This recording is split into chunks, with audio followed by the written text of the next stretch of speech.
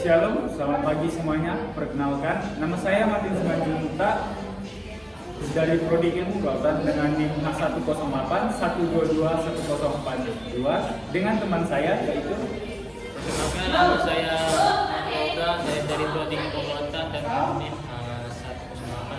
H108122142. Jadi adanya kami di sini ingin membuat podcast dengan materi tema overfishing dan bycatch di Indonesia.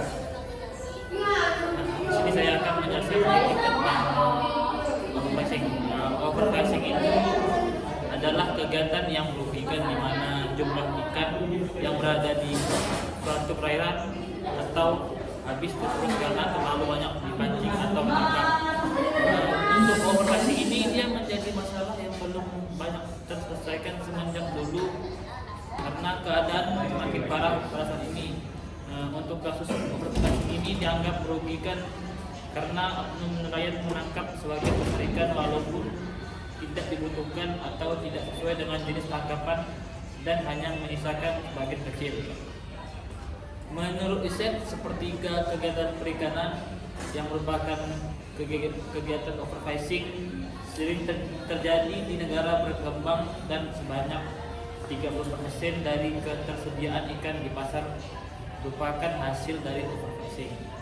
Nah, menurut Martin, bycatch itu Jadi bycatch itu adalah bagian dari hasil tangkapan yang tidak sengaja tertangkap karena bukan menjadi tangkapan utama, termasuk di dalamnya organisme yang mati akibat interaksi dengan alat tangkap meskipun tidak terangkat dari dalam laut.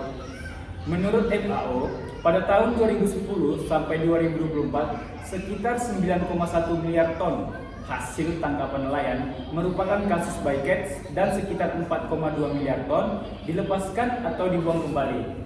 Biasanya, hasil tangkapan bycatch yang terangkat ke atas kapal akan disimpan atau dimanfaatkan dan yang tidak terangkat akan dibuang.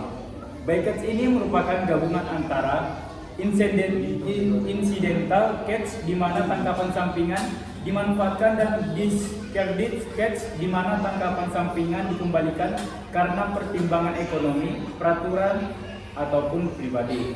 Nah, jadi dampak overfishing dan bycatch ini yaitu menurut Anda sendiri, dampak overfishing dan bycatch itu seperti apa sih? Dampak overfishing itu dia memiliki dampak nyata baik pada ekosistem maupun manusia. Overfishing ini menyebabkan terjadinya penurunan populasi serta menghambat pemulihan populasi. Selain itu, kegiatan overfishing ini akan menyebabkan ketimpangan pada ekosistem bagi manusia. Overfishing ini akan mempengaruhi hasil tangkapan dari nelayan dan pula bycatch juga memiliki dampak baik bagi ekosistem maupun manusia, terutama di komunitas di laut bagian dasar karena adanya perubahan struktur tersebut terjadinya karena spesies betik yang bukan target biasanya hidup di dasar laut.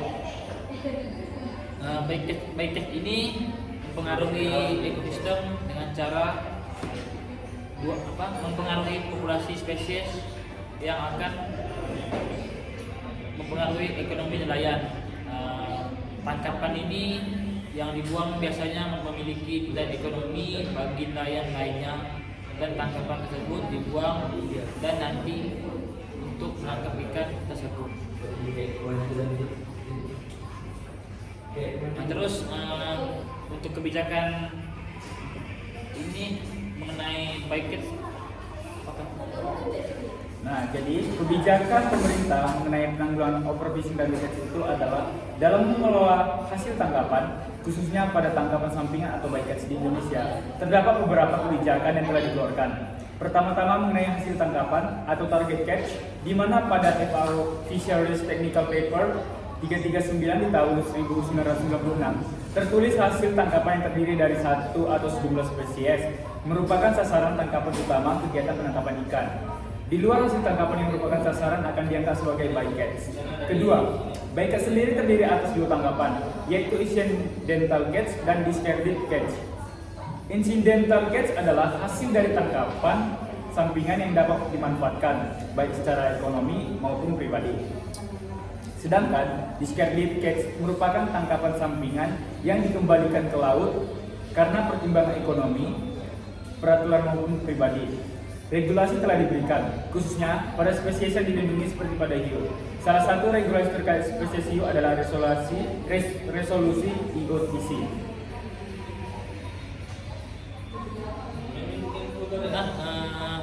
Di sini ada pula juga cara pencegahan overfishing dan bycatch. Yang pertama tuh ada berdasarkan karakteristik bycatch. Yang kedua tuh ada jenis-jenis bycatch. Yang ketiga ada area keberadaan bycatch. Yang keempat tuh ada waktu kemunculan atau musim. Yang kelima ada berdasarkan karakteristik perikanan. Yang kelima ada target penangkapan ikan. Yang keenam ada alat tangkap yang digunakan. Yang ketujuh ada waktu penangkapan. Yang terakhir ada tingkat upaya penangkapan. Nah, tangkapan ini sering berupa mamalia laut atau spesies lainnya. Nah, ini ada juga menggunakan metode yang pertama ada spasial dan temporal measures.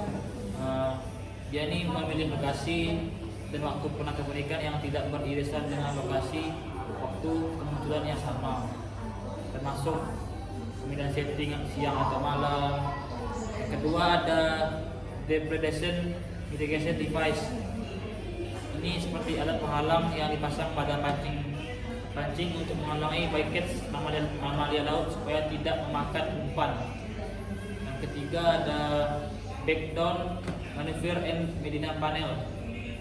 Ini kapal melakukan manuver mundur dan menyediakan celah pelulusan pada jaring pursen.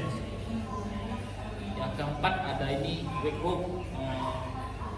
Dia menggunakan kail dengan bahan yang lebih lunak dibandingkan kail yang standar, sehingga mudah untuk memungkinkan lumba-lumba dan spesies lainnya terlepas dari kail. Yang kelima ada acoustic deterrence atau attractors. Dia ini menggunakan gelombang suara dalam mencegah atau mengalihkan perhatian biota bycatch agar tidak berinteraksi dengan alat tangkap. Yang terakhir ada artificial bait. Dia menggunakan umpan buatan yang tidak disukai atau tidak terdeteksi oleh mamalia laut.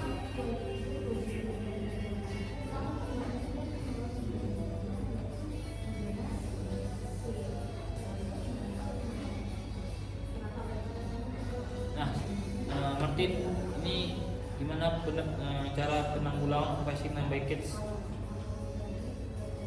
Jadi penanggulangan overfishing dan bycatch ini adalah pada masing-masing kapal penangkap ikan diwajibkan menggunakan logbook. Logbook adalah laporan yang berupa surat pernyataan pendaratan dari nakoda. Biasanya berisi kegiatan penangkapan ikan dan hasil tangkapan ikan di laut yang telah didaratkan. Aplikasi yang telah dibuat untuk mempermudah penyampaian laporan data operasi penangkapan ikan ialah menggunakan e-logbook, di mana aplikasi ini praktis, paperless, terintegrasi, dan dapat digunakan dalam keadaan offline sekalipun. Telah dibuat beberapa regulasi mengenai penangkapan ikan maupun peralatan yang digunakan, yaitu upaya atau metode mitigasi. Dalam metode ini terdapat 3 tahapan. Tahapan pertama itu adalah mengkarakteristik bycatch dengan cara melihat jenis bycatch, area keberadaan bycatch, dan memperkirakan waktu kemunculan atau musim. Yang kedua itu memprakteristikan perikanan dengan cara menargetkan penangkapan, melihat maupun memeriksa alat tangkap yang digunakan, memperkirakan waktu penangkapan dan tingkat upaya penangkapan bagi nelayan yang melanggar. Dan tahapan yang ketiga itu metode mitigasi bycatch dengan cara memilih metode mitigasi yang sesuai dengan karakteristik bycatch dan aktivitas penangkapan yang ada di lokasi. Nah, untuk Akmal sendiri, bagaimana sih rekomendasi menurut Anda tentang overfishing dan bycatch itu sendiri? Menurut saya Indonesia ini kan merupakan negara maritim yang khusus menjadi habitat bagi berbagai organisme laut, dan seperti tumpuan ekonomi bagi masyarakat pesisir, Namun penangkapan ikan ini merupakan salah satu kegiatan ekonomi yang tidak dapat terlepas dari kehidupan Indonesia. Maka dari itu akan sulit bagi lautan Indonesia untuk terlepas dari adanya kegiatan overfishing maupun bycatch. Untuk menanggulanginya terjadinya overfishing dan bycatch yang semakin banyak kasusnya, maka dibutuhkan kerjasama dari berbagai pihak dan tidak tergantung pada satu pihak saja. Mungkin karena satu dan lain hal masih banyak dan kejadian overfishing maupun bycatch di Indonesia yang tidak terlaporkan maupun diketahui akibat kurangnya informasi mengenai permasalahan ini, juga kurang termonitor di aktivitas di lautan, sehingga ini menjadi hambatan bagi masyarakat, khususnya masyarakat pesisir dalam menangani masalah overfishing dan bycatch. Maka dari itu saya merekomendasikan ada 3 poin. Yang pertama ada melakukan kontrol pada kapasitas dan kegiatan penangkapannya. Yang kedua ada melakukan langkah yang berkaitan dengan desain alat tangkap dan penggunaan seperti ukuran dan jenis mata jaring atau kain. Yang ketiga atau terakhir berikan batasan pada bycatch. Sekian itu saja. Oke, baik, sekian dari podcast kami. Selebihnya jika ada kesalahan mohon dimaafkan. Sekian dan terima kasih. Salam.